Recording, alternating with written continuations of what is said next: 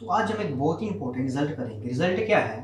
The property of being a T naught space is preserved by one one onto and open map. इसका मतलब समझते हैं। सबसे पहले देखिए, अगर f हमारे पास x टाउ से y टाउ स्टार तक एक हम कोई भी मैप लेकर चलते हैं और ये जो स्पेस है वो एक टी नोट स्पेस है।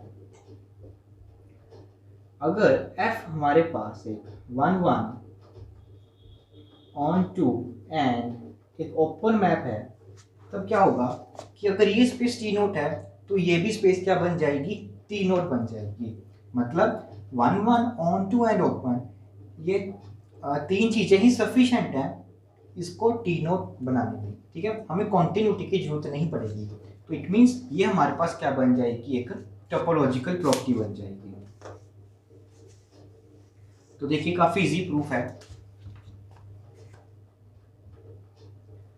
तो सबसे पहले हम ये मान लेते हैं, लेट f x टाउ से y टाउ स्टार तक हमारे पास क्या है? एक वन वन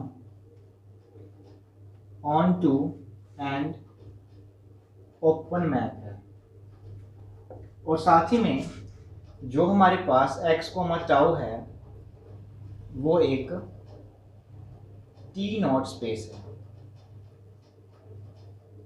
तो अब हमें ये प्रूफ करना है कि जो हमारे पास ये स्पेस है वो एक टी नॉट स्पेस है। तो उसके लिए हमें क्या करना पड़ेगा? हम लेट कर लेंगे x not equal to y, कोई भी दो हमारे पास डिस्टिंक्ट हैं, डिस्टिंक्ट, ये हमने डिस्टिंक्ट एलिमेंट्स लिए y में से। तो अब हमारे पास एज f क्या है? हमारे पास एक one one and onto map है।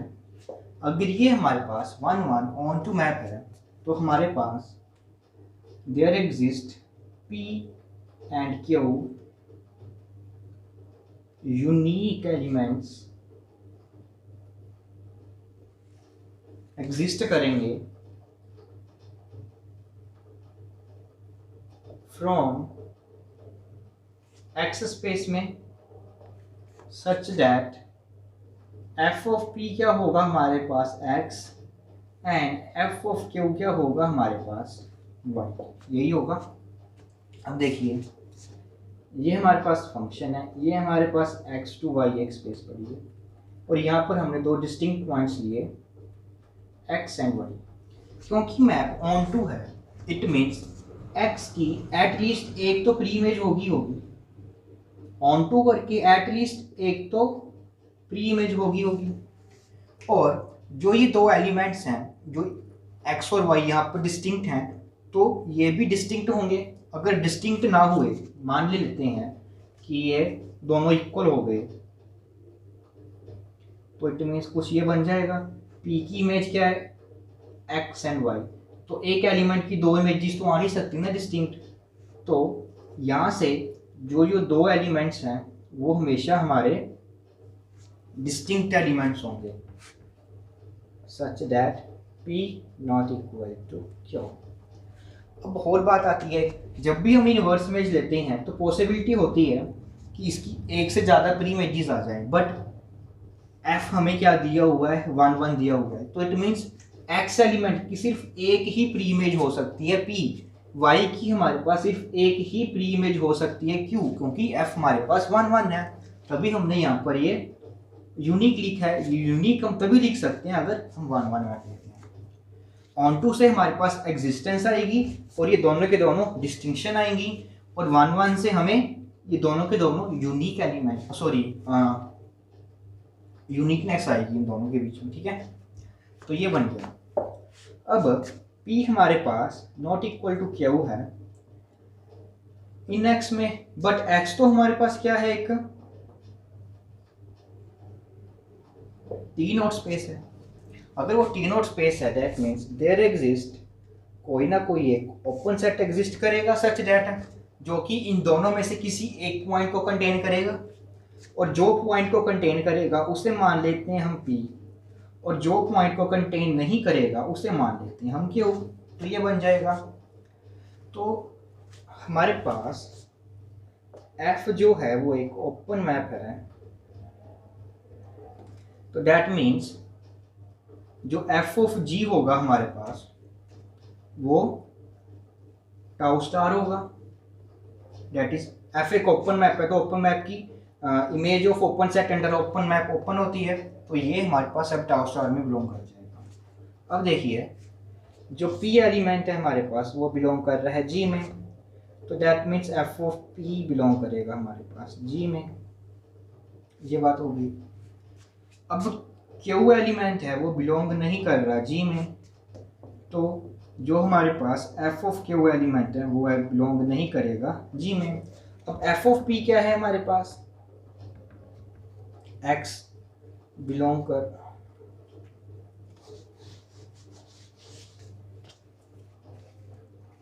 तो अब देखिए जो हमारे पास P एलिमेंट है वो G में बिलोंग कर रहा है, तो उसकी इमेज किस में जाएगी, F ऑफ G में, सिंपल सी बात है। अब Q एलिमेंट हमारे पास बिलोंग नहीं कर रहा G में, Q एलिमेंट है वो हमारे पास अब G में बिलोंग नहीं कर रहा, तो यहाँ से देखिए तो F ऑफ Q एलिमेंट है वो भी बिलोंग नहीं करेगा F ऑफ G में, ठीक है, इसको समझना जरूरी है। देखिए हमने कहा कि ये सिर्फ यही हो सकता है, तो हम मान लेते हैं कि यहाँ पर हमारे पास ये G हमारे पास यहाँ पर एक ओपन सेट था, G हमारे पास यहाँ पर एक ओपन सेट आया। अब जो ये Q एलिमेंट है, ठीक है, जो इस एलिमेंट की इमेज होगी वो इधर जाएगी, ठीक है, वो इसमें तो है नहीं, इट मीन्स वो इसकी जो ये सेट है हमारे पास इसमें भी नहीं हो सकता, क्योंकि इस सेट में कौन कौन से एलिमेंट्स होंगे, ठीक है, इस सेट में उन एलिमेंट्स की इमेजेस होंगी जो इधर पड़ी हैं सिर्फ और सिर्फ, ठीक है। अब Q जो एलिमेंट है वो हमारा यहाँ पर तो पड़ा नहीं, तो यहाँ पर नहीं पड़ा तो वहाँ पर तो जा ही नहीं सकता, क्योंकि इसमें हमारे पास सिर्फ जो ये सेट्स है इसकी ही इमेजेस पड़ी है, ठीक है। अब बात आती है कि क्या पॉसिबिलिटी क्या हो सकती है कि Y इसमें बिलोंग कर जाए। Y इस सेट में तभी बिलोंग करेगा अगर कोई एक ऐसा एलिमेंट यहाँ पर एग्जिस्ट करेगा जिसकी इमेज क्या होगी, ये Y, कोई एक ऐसा एलिमेंट यहाँ पर होगा जिसकी इमेज क्या होगी Y, तभी ये Y इसके अंदर आ सकता है, वरना नहीं आ सकता, ठीक है। बट हमने माना हुआ है कि यहाँ पर एक Q पहले से एक ऐसा एलिमेंट पड़ा है जिसकी इमेज क्या है Y, तो और ये यूनिक होगा, कोई और दूसरा ऐसा एलिमेंट जिसमें आ ही नहीं सकता जिसकी इमेज क्या हो, Y हो, क्योंकि हमने अभी माना है कि यूनिक है। और आप इससे नहीं समझ आ रहा, दूसरी तरफ से देख लीजिए, मैप क्या है हमारे पास 1 1 है, 1 1 है, तो दो डिस्टिंक्ट एलिमेंट्स की इमेजेस की आएंगी डिस्टिंक्ट, अगर ये दोनों की इमेज सेम आ गई तो वो 1 1 नहीं रहेगा, ठीक है। इसको आप इस तरह से भी समझ सकते हैं, तो इट मीन्स ये एलिमेंट इसमें बिलोंग नहीं करने वाला, तो दैट मीन्स जो हमारे पास Y है वो बिलोंग नहीं करेगा F ऑफ G में, तो it means X not equal to Y के लिए हमें एक ओपन सेट मिल गया सच दैट X एलिमेंट जो है इसमें बिलोंग कर रहा है, बट जो Y एलिमेंट है हमारे पास वो इसमें बिलोंग नहीं कर रहा। दैट मीन्स जो हमारे पास ये स्पेस है वो भी क्या होगी, एक टी नॉट स्पेस।